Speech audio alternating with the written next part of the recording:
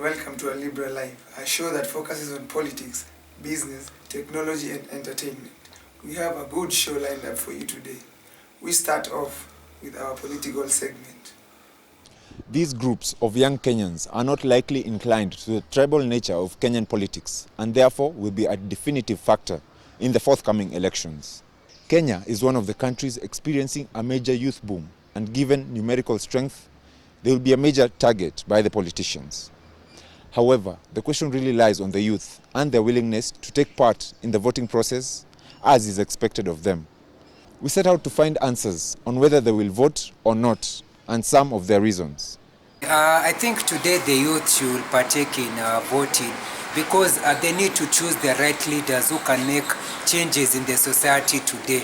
I know I have the right to vote and I have the right to choose the leader or the kind of leader I want. But it's my choice to whether vote or not. The two age groups comprise more than half of the estimated 20 million eligible voters in the country, meaning that the most critical decisions on who becomes president lies with the youth in their 20s. It's a good thing for youths to vote because the moment you vote a person that you want, you need this person because of these services. So it's a very important thing for a youth to vote. Reporting for A Liberal Live, I am Ian Odhiambo. Here today on our interview section, I have with me in studio Ian Masimwaura. So tell me, Mr. Ian, do you have a voter's card? As a matter of fact, I do. So was it your choice to acquire the voter's card or you were forced by your parents? At first, I'd say I was forced. But after actually seeing the state of the country right now, what you're going through, and after the widespread campaign that actually one vote could do the difference, I actually took it upon as my own initiative to go get a card. So in other words, you're going to use your voter's card to during the voting day on 8th of August? Yes, because actually that's the only way I will speak up. My vote will actually help me speak up. It's the only way my wants and my desires can be heard. Okay, so what do you say to the people who think that their votes don't count, to these youths who don't want to vote because they're saying, oh, they have many reasons? I'd say at first is, you should actually sit down by yourself, actually look around you and just contemplate and see what's happening around you, either positive or negative. What you see that is what you actually desire, the country you desire to have, what you aim to have, and deep down, then you realize that your vote, that one vote, can make a lot of difference. So what is the use? Some of them are asking, what is the use of voting if the same leaders will rig the elections and the same ones will come back and there will be no change? There is no way you can actually preach water and drink wine. By this I mean, there is no way you just sit down and always complain. You have a vote, you have your vote that can speak for you. You actually know the desired leader that can work for you. There's no way you're going to sit down and do nothing and expect a different result. So how do you think one vote can make a difference? One vote can make a difference is in as much as I am an individual who used to be of the notion that I will just sit down and let the old folks do whatever they want to do. But now imagine how many people we have like me, how many people who are actually of the same opinion like I was before. How many votes are those? Those are tallied together. There are some votes. That is a new third force Yeah. that can actually bring a lot of change into the country. Okay, so so in terms of development, do you think when you elect a leader, a young leader, which leader do you prefer, a young leader or an elderly leader? Well, I'll say, okay. Who do you think can influence change most? I'll say I would go for the young folk. We're actually advancing in terms of technology. We're going all digital. The old, I have no disrespect for the old people, but I think their time is long gone. It is time we actually embrace ourselves as the leaders of tomorrow. But is it about experience? No, I don't think it's about experience. Because actually, if you have a mindset and you want to get into office, and you know you want to achieve this and this and this, all you can do is in terms of experience, all you can do is get into the office. But if there is a question of experience that actually your car, that's when you actually go back and seek counsel. It is not bad. It's not a bad thing to seek counsel, because nobody knows. We are not like you're actually not a monopoly of knowledge. You can always go back and actually seek for advice, and then they will kind of shape you and propel you into the right direction. That does not mean that we as the youth cannot. That's why we should not like leave it all back to the old people. We ourselves can actually do it. With their help. We can do it with their help. So, in other words, you're saying it's good for youth to vote, not just sit back and assume that everything is going. It's not their duty, even though it's their democratic right to vote. They can just let it slide. It is, because actually, if it's for each and every person, if you're part and parcel of this country, you're entitled to your vote. And if you're actually a diehard and you want change, if you actually, we as the youth are always on Instagram, Facebook, Twitter, always complaining, ranting, whoa, what, prices of commodities have actually hiked and stuff, but we do nothing at the end of the day. When it comes to the time to vote, we're always the ones who are we actually the ones who have the energy to even go and stand into the queues and queue for long hours. But we don't do that. We just sit and laze around at home watching telly. Yeah, but in terms of choice, I think voting is a choice. So, will you criticize a youth who doesn't vote? Well, okay, it's a matter of choice, but in the same way you choose not to go and vote, I will please actually tell you, please, after the election is complete and we have a new system in place or the old system in place, then please you still use that choice you had. Use that choice not to complain, because you did nothing. Yeah. Yes. So that's your say. Yeah, that's my say. If actually right now you have a choice to go vote and change the system, and after you do nothing and we have the same old corrupt government we have in place, please use the same choice you have. Please choose not to complain, and please just follow the corrupt government that we still have. Just please with your choice, just follow that. Make it your choice. Okay. So there you have heard it from Ian. Up next is our Hyperlocal report. Hello, good afternoon. I'm here to talk to you today about the August 4th elections, whereby we will be able to take forth our democracy as the youth. And I'd like to encourage us to be able to vote, because when you think about planning for the next 10 years, 5 years, we have to consider that voting will be able to put us in the pedestal in terms of who we want to dictate us towards strategizing for our futures and prioritizing on what is important for the betterment of every person in this country. So we have to take seriously our voting exercise and give ourselves that empowerment to dictate where we really want, who we think can be able to make a difference. We are growing as a country progressively, and we hope that after every election by election, literally, we should expect at least some change socially, economically, and politically. In terms of governance, we should be able to see how we are growing and how we can be able to make a difference, and even how the leaders themselves can become serious and enough to make a difference for us, and also to be able to make a very important change.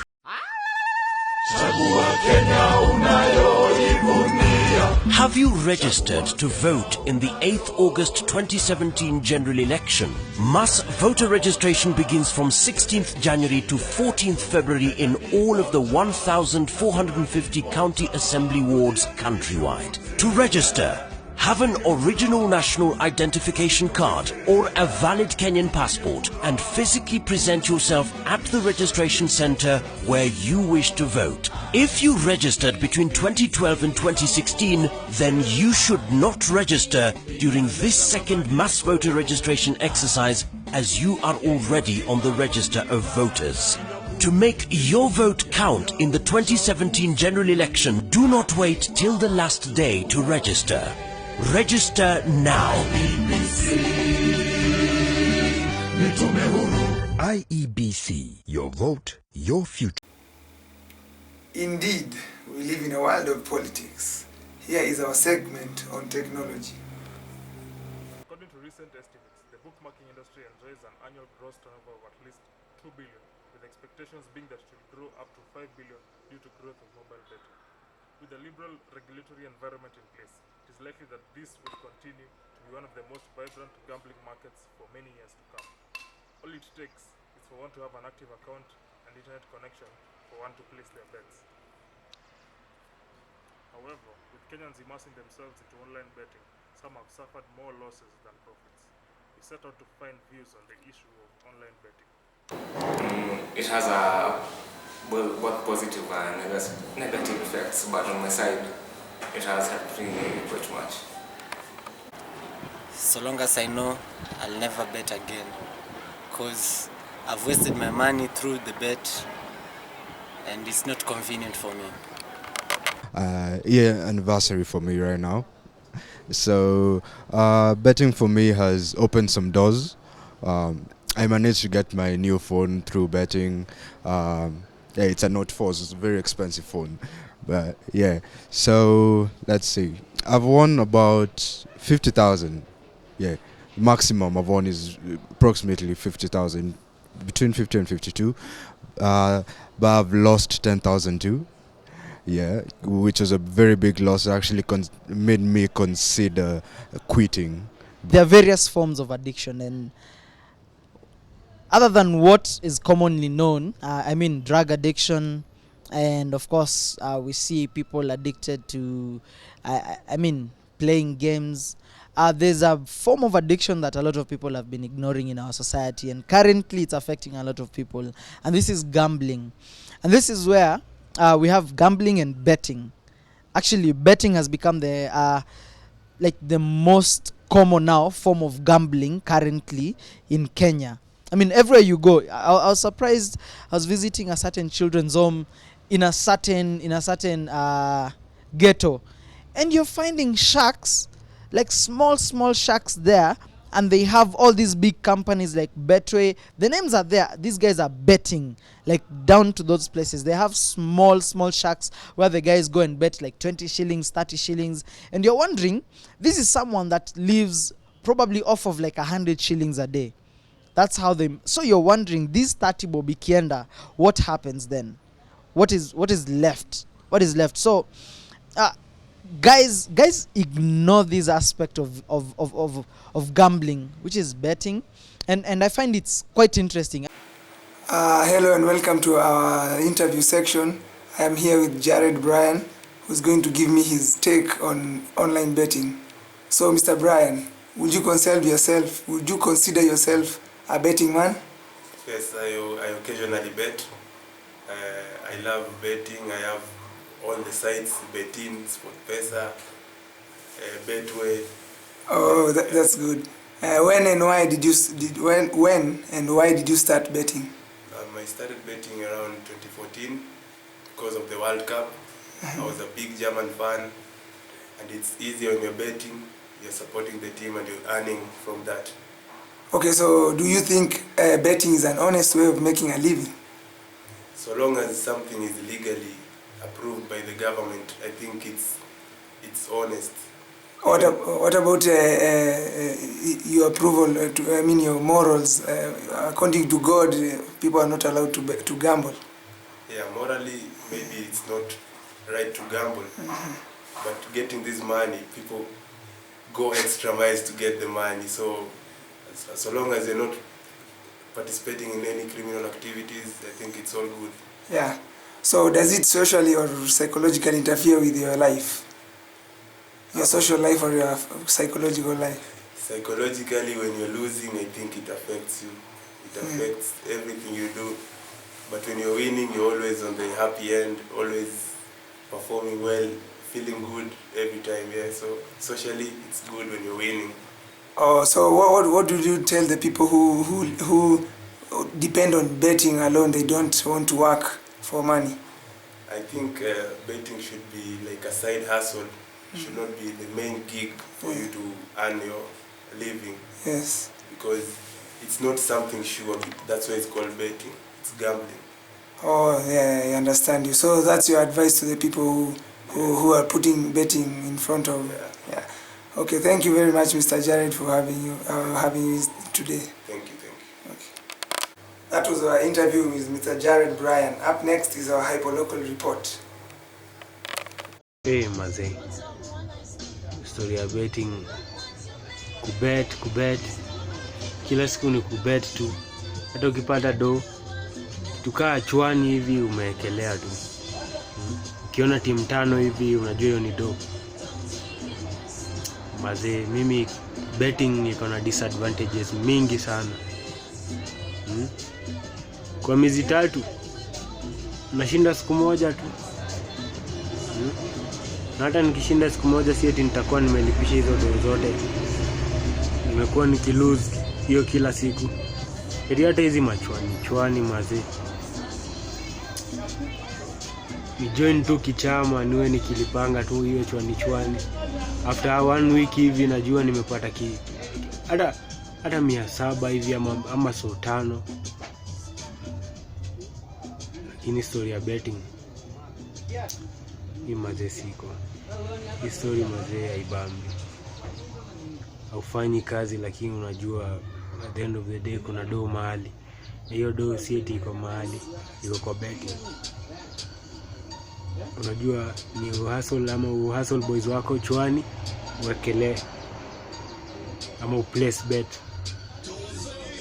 At the end of the day unaikosa. Inafanya hata maboys wengi hata hawafanyi job, wako idling tu. Watu wanakuwa lazy. Mazee, story ya betting ni siko.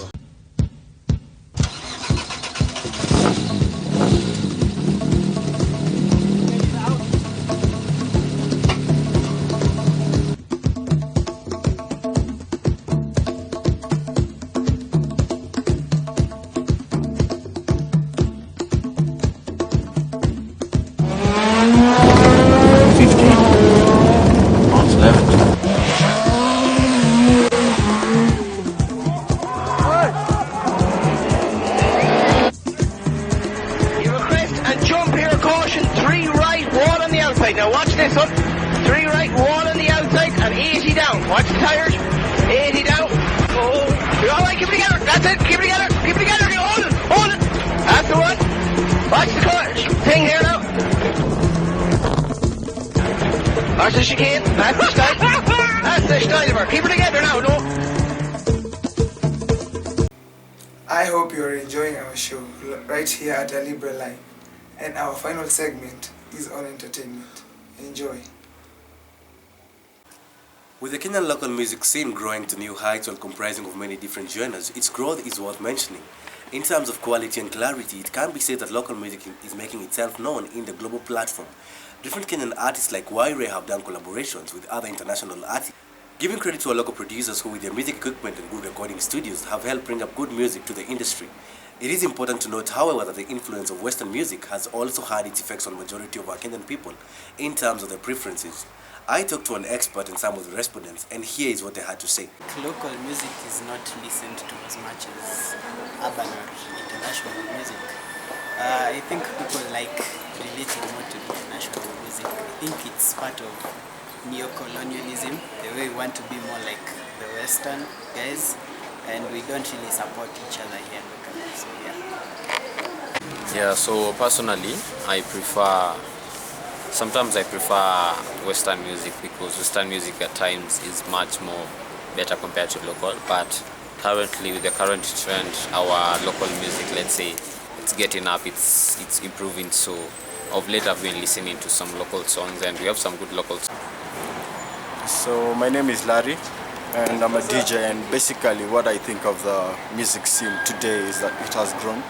It has grown over the years, and when we started as DJs, they did not want to play Kenyan music because of its vocal techniques were not as per how it is supposed to be in the other industries. So artists in Kenya have been pushed to do good work. So as per now, the quality of the sound that comes is high, top notch. It's local music. It has grown and not grown at the same time. It has grown in terms of quality. There are people who have really worked on the quality of their music in terms of the videos and the producing of the work, the audio production of the work. And then it's also gone on a stalemate because there is a disconnect between listeners and the artists, because the artists are focusing so much on reaching a world audience, but they are forgetting charity begins at home. They are forgetting Kenyans are the ones, as in it's your local people who will push you. But then again they'll argue that watu wa kwenyu wanakukataa, hata Jesus alikataliwa kwao. So there's a huge disconnect between artists and the listeners, and I think that gap inaroiwe down. For Alibra Live, I'm Ian Maski. So welcome to our interview section. With me here today I have Martin Gitu, who is going to give me his view on local music in Kenya. So welcome, Mr. Gitu. Thank you. Starting us off is, so do you listen to local music? Well, I can't say I'm such a diehard of local music. I do listen to it, the trending ones. There are those that trend here, everybody on the streets talking about them. Yes, it's true. I make an effort to listen to this one so that I can have something to talk about in the majority crowds. Oh, okay, true. So what would you say from the songs you have listened to in the streets? What did you say about the revolution from way back since when you had music and now? Okay, it's kind of like, because we have the advancement of technology, we have better cameras, the graphics, the quality of the videos that were there before and now, there's an improvement, we can say, and even the artists are getting creative with the videos. It wasn't like before, and before there was a lot of restrictions due to conservativeness. People were a bit too conservative. Yeah, true. Yes. Okay, so with that, I believe you prefer, or do you prefer Western music or local music? I prefer Western music. Oh, why is this? Because Western music, it's more, they are more out loud with their expressions, they are more outspoken. They don't have a lot of limitations.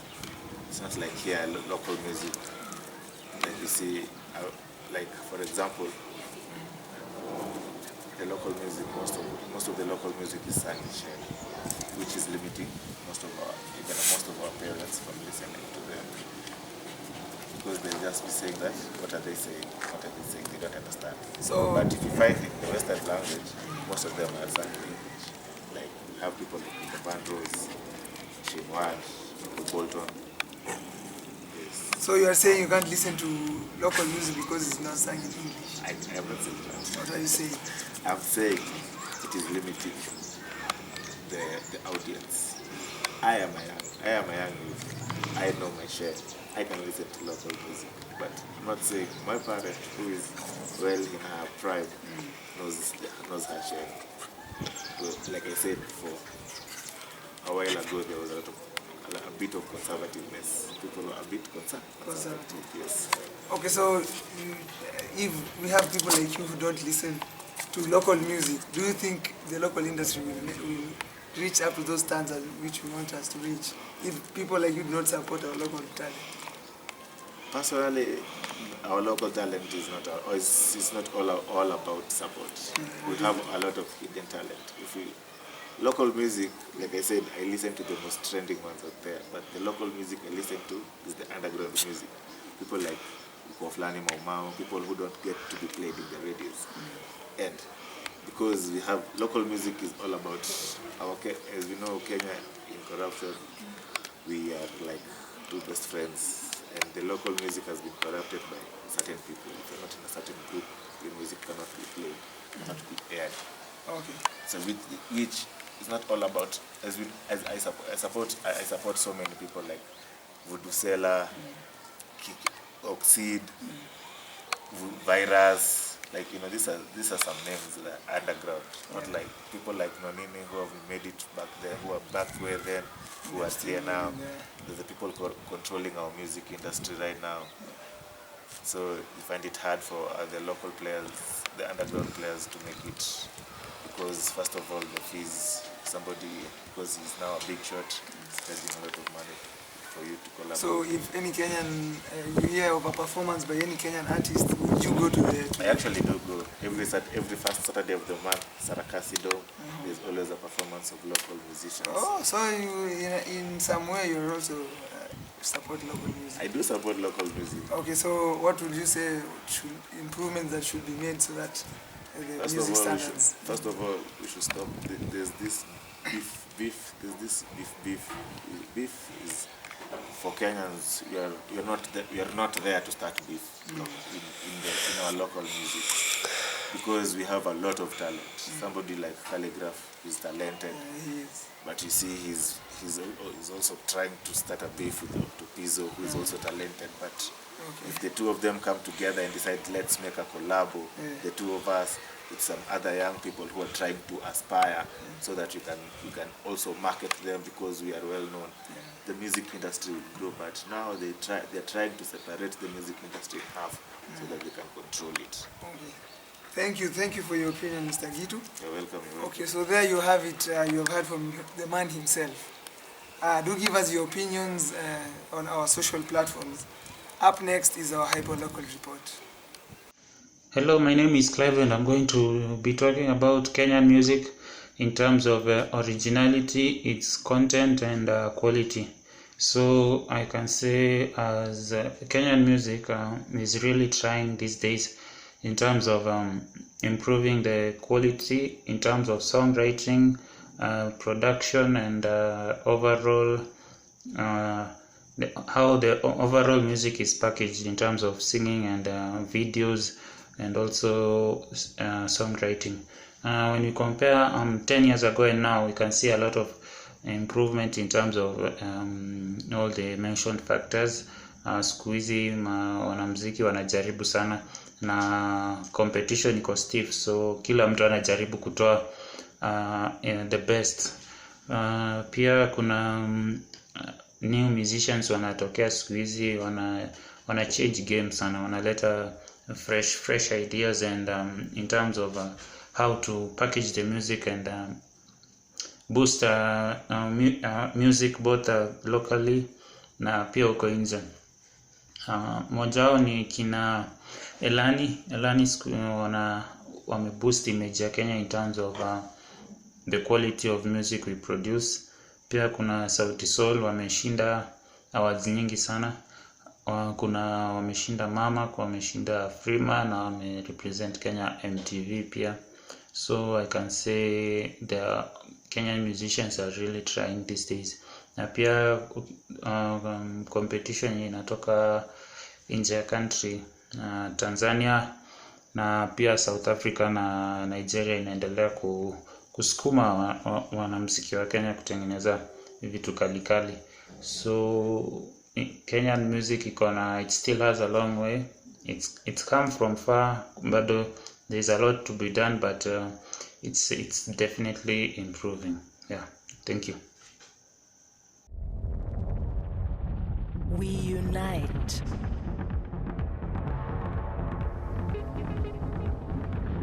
We defy.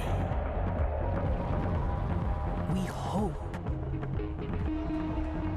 We dream. We play.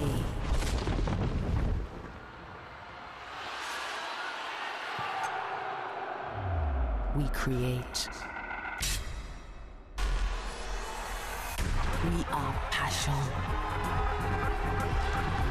We are belief. We are fire in our hearts. We are made of black.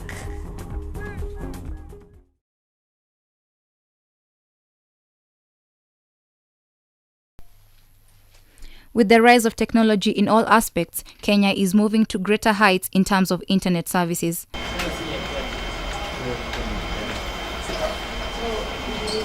A while back, most people visited the cyber in order to access internet services for almost everything, contrary to this era where one has everything they need at their disposal. Cybers used to crowd with customers in line to use the services, and now it's not the same. Nothing business is better than now. Yeah. Because back then everything could happen here. But now everybody has a phone, so then sometimes some customers used to come, wouldn't come. But they still come at times just for other services. In your phone, you can type, edit, attach, and also send a document in your comfort zone. Whether one is traveling or just seated at home without the presence of a computer or a laptop, mobile data can make all the process simple and accessible. I think cyber side first, there is a lot of connectivity. Don't waste time. Sometimes unaweza kuwa na wifi lakini huwezi trust. More change is foreseen in the coming years as technology is developing daily and rapidly. Business, I am Ann Wamboi. Up next is our hyperlocal report. So my name is Rekiam and I'll be speaking about how the cybers these days don't have business due to how the technology and how internet has been consumed in various platforms like in our country or maybe even Nairobi, Kenya. Personally, I haven't even been to a cyber cafe for about 2 years maybe, and it has been quite, I really can't even feel the difference for them. Like I really feel bad for them that, you know, everyone has now smartphones, Wi-Fi is in everyone's houses and all that. But the honest truth is that most these people have to realize that technology is advancing, and even the business side of it really is going to have like a lot of losses for them, and this is basically because of how people have started to progress and have internet as part of their daily lives, in businesses, in even usual consumption like Instagram, Facebook and Snapchat. This is quite a problem for people who have like cyber cafes, and even extended to like Safaricom and Airtel. Bundles are becoming cheaper and cheaper, like internet bundles are becoming cheaper. For now 50 bob I can do so much stuff with Airtel or Safaricom. So this has become much of a problem for most of these people, and I feel like I end up feeling sorry for them because we don't need cybers anymore. 近来身体好嘛，阿哥，你几时要结婚啊？